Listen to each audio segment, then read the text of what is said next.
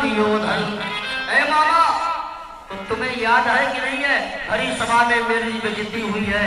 द्रौपदी ने कहा अंधे की नहीं पैदा होते हैं, अंधे पुत्र अंधा, जिसका पिता अंधा उसके पुत्रों को कहाँ दिखाई पड़ेगा, मुझे बदला लेना है। धीरे धीरे समय ये पूजा के लिए लकड़ी आ रही है। हमारे हिंदू धर्म में एक त्योहार पड़ता है, इसको विनाश कर देता है, सर्वनाशाय मातुला, मामा सर्वनाश कराई देता है, ऐसा विद्वानों ने वर्णन किया है। लेकिन मैं अपने पास से एक बात बताना चाहूंगा, मामा दुनिया में माँ से ज्यादा प्रेम करने वाला अगर है तो कोई है, वो कौन है? मामा। माँ तो केवल एक ही माँ है, और मामा माँ कई माँ है, जो डबल माँ है। गांव के सरपंच है मेरे मामा जी। ए भाई, माँ से ज्यादा प्रेम करने वाला मामा होता है। एक दिन हमारे घर की घंटी बजी, दरवाजा खोला, हमने कहा कौन? तो सामने खड़े महाराज कहने लगे मामा। हमने कहा चलो भाई चाय नाश्ता कर दो। एक दिन रुके, 2 दिन रुके, बढ़िया चाय भैया 15 दिन भूख रबड़ी खाए, ये बताओ कहीं के मामा हमारे की पंडिताई मुस्काई कान लगे, न हम तुम्हारे मामा न तुम्हारी पंडिताई के मामा, हमारो नाम है मामा। देखो नाम सुधा मेरे प्यारे भाइयों। सकुनी ने कहा चिंता न करो, एक चिट्ठी लिखी, चिट्ठी में लिखा मैं आपका छोटा भाई दुर्योधन, दीपावली के उपलक्ष्य में मैं तीर्थ क्रीड़ा का आयोजन कर रहा हूँ 5 घंटे। सबसे छोटा वाला भैया बोल पड़ा सहदेव। सहदेव ने कहा दादा जुआ खेलना अच्छी बात नहीं है।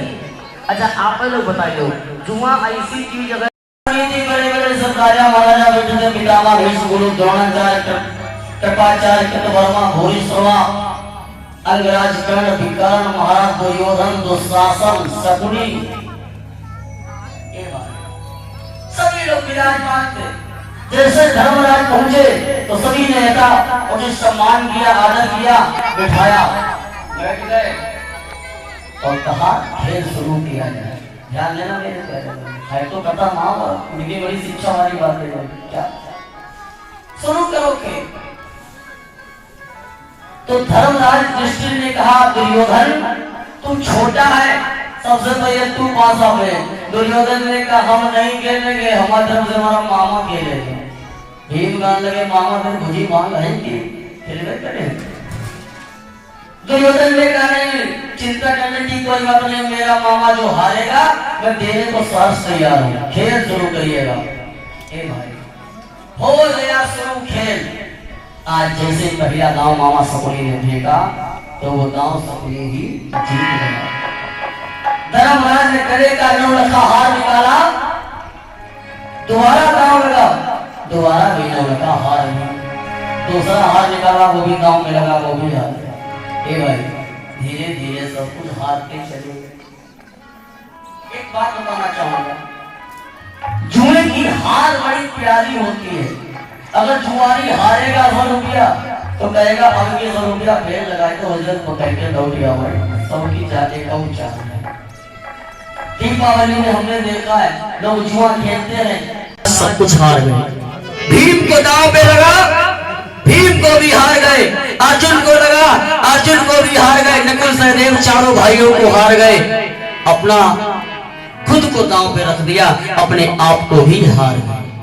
जब सब कुछ हार के बैठे हैं, सब कुछ गंवाए बैठे, तो शकुनी ने धीरे से कहा है धर्मराज अभी तुम्हारे पास एक चीज ऐसी है, अगर उसको दांव पे लगा दो, मैं वादा करता हूं जो भी तुम हारे हो वो तुम्हारा सब वापस कर दूंगा, और अगर वो तो दांव जीत गए तो तुम सब जो कुछ तुम हारे वो सब तुम्हारा मिल जाएगा।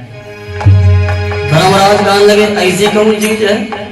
शकुनी ने बड़ी दबी आवाज से कहा, धीरे से कहा द्रौपदी। भीम ने उठाई गदा, भीम ने कहा मामा अभी तुझको जिंदा जमीन में गाड़ दूंगा अगर तूने गंदी जबान से द्रौपदी का नाम लिया। दुर्योधन ने कहा साइलेंट, बैठ जाओ। भीम दासों को बीच में बोलने का अधिकार है, समय हो तो बलवान। आज दुर्योधन ने भीम को शांत करा दिया, पांचों पांडव शांति से बैठ गए। धर्मराज ने द्रौपदी को भी दांव पे लगा दिया। जैसे द्रौपदी को दांव पे लगा तो क्या हुआ, शकुनी ने पासा फेंका। अंतिम लड़ाई, फाइनल मैच चल रहा, कुर्सी पर से कूद पर नहीं बताओ ए भाई। जैसे शकुनी ने पासा फेंका, एकदम से 6 गिरा। अरे कौरव, जितना कौरव पक्ष बैठा था, दुर्योधन दुशासन जितने भैया हो गई पांडु सुतन की हार, कि द्यूत खेल में हो गई पांडु सुतन की हार, और पांचाली पर हो गया कुरुपति का अधिकार।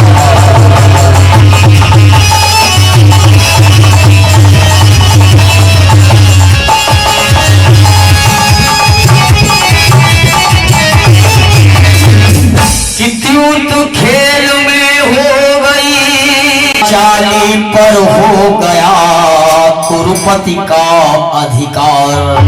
द्रौपदी को भी हार गए। दुनिया में जुआरी बहुत बड़े बड़े देखे होंगे, मकान दुकान बंगला गाड़ी झुमके कंगना सब हार जाएंगे, अपनी पत्नी को हारने वाला जुआरी धन्य है प्रभु। हमने अपने जीवन दुर्योधन जाओ पांचाली को लेकर आना, पांचाली को लेकर आना, कर सीधी तरह नहीं आए हालात पकड़ कर ले आना।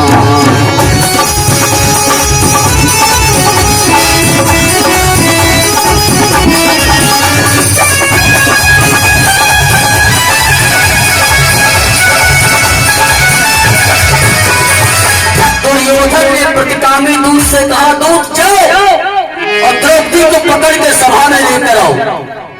बेचारे दूत की उम्र काफी थी, बुजुर्ग था। दूत गया तो देखा द्रौपदी अपने अंतःपुर में रनिवास में बैठी हुई है, बिस्तर में अपने केसों को साफ कर रही थी। दूत ने हाथ जोड़े, कहा महारानी द्रौपदी, आपसे एक ऐसी बात कहने आया हूं कि अगर मैं ना कहूं तो राज आज्ञा का उल्लंघन होगा, अगर ना कहूं तो राज आज्ञा का उल्लंघन होगा, और अगर मैं कहूं तो ये मुझे शोभा नहीं देता है। कहा मेरी उम्र, कहा आपको मुझे क्षमा करना। द्रौपदी ने कहा बात क्या है? प्रतिकामी दूत, बोल क्या बात? बोला प्रतिकामी कैसे कहूं, दरबार तुम्हें अब चलना है। अरे महारानी, आपको दरबार में बुलाया गया है। द्रौपदी ने कहा मूर्ख हो बिल्कुल, क्या स्त्रियां कभी दरबार में जाती है? वहां पुरुषों का काम है, चल भाग। दरबार में स्त्रियां नहीं जाती हैं। आज द्रौपदी ने प्रतिकामी दूत को वहां से भगा दिया। दूत वहां से चला आया, पूरी बात दुर्योधन को बताई। दुर्योधन ने अपने छोटे भैया से कहा, छोटा भैया कौन? दुशासन। ए भैया जाओ, दुशासन लेकर जल्दी से पांचाली को अब तुम आओ। दुशासन जाओ जल्दी। क्या ऐसी बात शोभा देती है? बड़ा भाई छोटे भाई को गंदी बात सिखाता है कि बढ़िया बात सिखाता है? ए भाई, हमारे भारत देश में ऐसा नहीं है। हमारे भारत देश में जो छोटा भाई होता है वो बड़े भाई के सामने नशा तक नहीं करता, कोई पुड़िया पान तक नहीं खाता। और कुछ भाई हम देखे एक ही पुड़िया तक चूना दिया, वो भाई पर चूना मन खाएंगे। आहा, सम्मान करो, बड़े बड़ों का सम्मान। दुर्योधन ने जाओ। जबरदस्त ने कहा भाभी जी तुमको दरबार में चलना है, आदेश है राजा का। द्रौपदी बोली भैया दुशासन, अरे आप तो जानते हैं कि दरबार में कभी स्त्रियां नहीं जाती, पागल हो गए हो क्या? दुशासन ने कहा बस, आगे बोलने का अधिकार तुमको नहीं है।